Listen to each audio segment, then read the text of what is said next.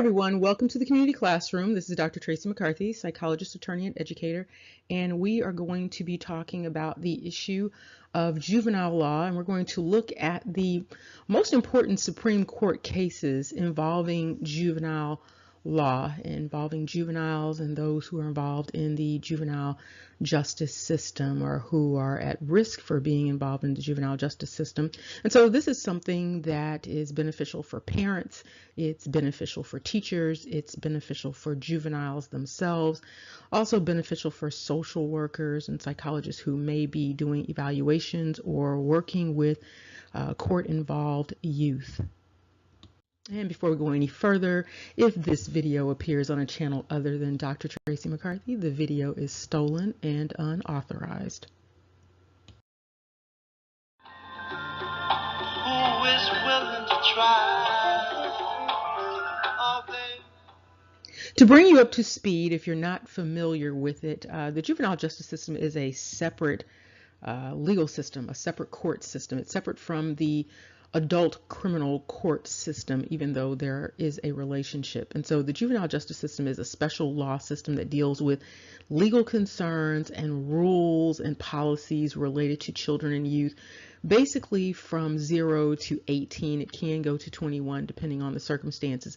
The range is 0 to 18, but for some states, in terms of delinquent behavior, that age may be lower. So some states have 17, some states have 16, and so 16 years, 11 months and 30 days. After that, the little person is tried as an adult.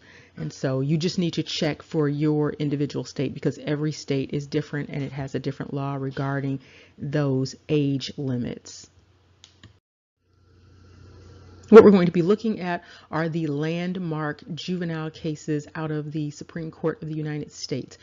For those of you who do not understand this, when the Supreme Court makes a decision, that decision is binding on all cases that come before lower courts that are substantially similar, that involve the same legal issue as the legal issue that the Supreme Court has determined. And we're going to start off with what are actually known as sort of the civil rights juvenile cases. And these are the cases that came out during the civil rights era. And they were a follow-up to some of the civil rights activity that was going on related to race and ethnicity. And so it's an outgrowth of that. And then we're going to follow up with the more recent cases.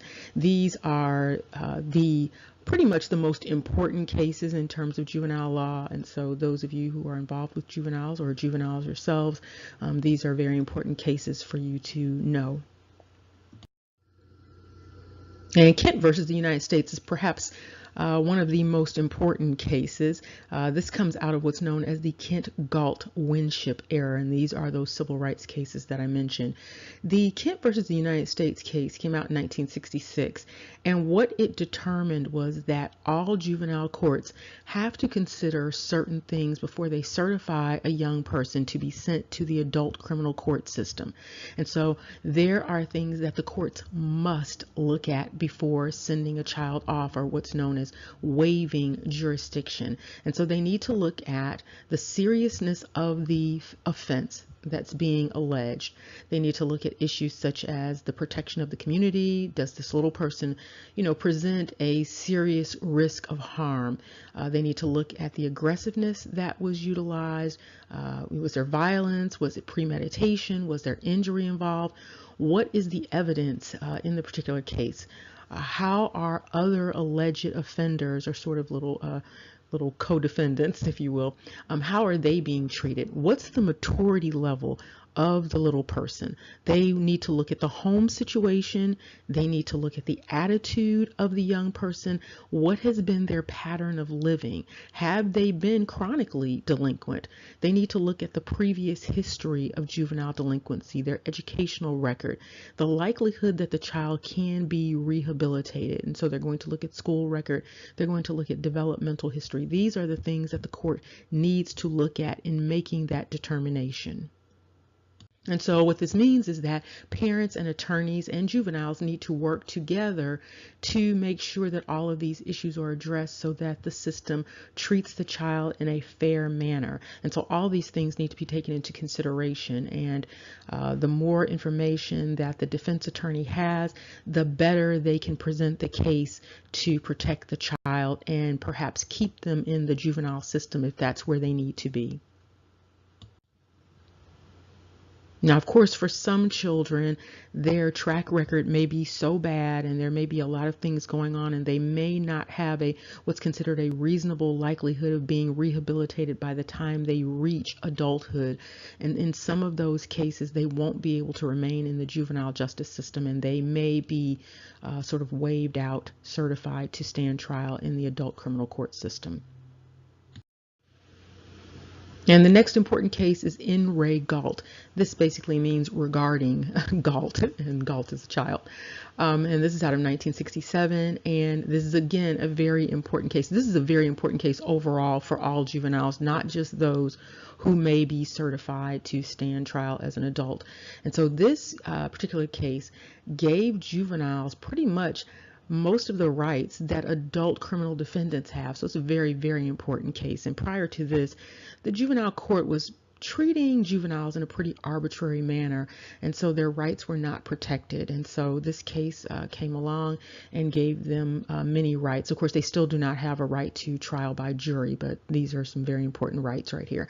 And so basically what the Supreme Court came down with in Galt was that the courts, the juvenile court, must give a young person who's been accused of crime things like notice of charges against the child. And so not only to the child, but to the parents or the guardian. The child also, as with adults, they now have a right to counsel, a right to a lawyer. They have a right to confront and cross-examine witnesses that are against them. They also get to stand on the privilege against self-incrimination. They have a right to a transcript of the proceedings so that they can see what happened in the case, and they now have a right to appeal any decision that has been made. Then we have In re Winship, which came out in 1970. This pretty much is a supplement to In re Galt, and this added to the rights and protections in Galt the same criterion that is given to adults in criminal proceedings. And so this determined that young people are innocent unless proven guilty beyond a reasonable doubt. Roper v. Simmons, coming out in 2005. This is a very, very important case. This case was a long fought case. Pretty important issue here. So it determined that it is unconstitutional now to impose capital punishment for crimes committed while the child is under the age of 18. So this is a very important case. So it essentially got rid of the juvenile death penalty. Graham v. Florida out of 2010 determined that juveniles cannot be sentenced to life imprisonment without parole for offenses that are non-homicide offenses. And so this again supplements Roper. And so this is a very, very important case that parents, teachers, students, everyone needs to be aware of. So in either parenting juveniles, teaching juveniles, or working with juveniles in any other capacity, it's important to keep these cases in mind to make certain that the judicial system is upholding its responsibilities regarding juveniles and that the juveniles' rights are protected. Remember, knowledge is power. Take care and see you soon.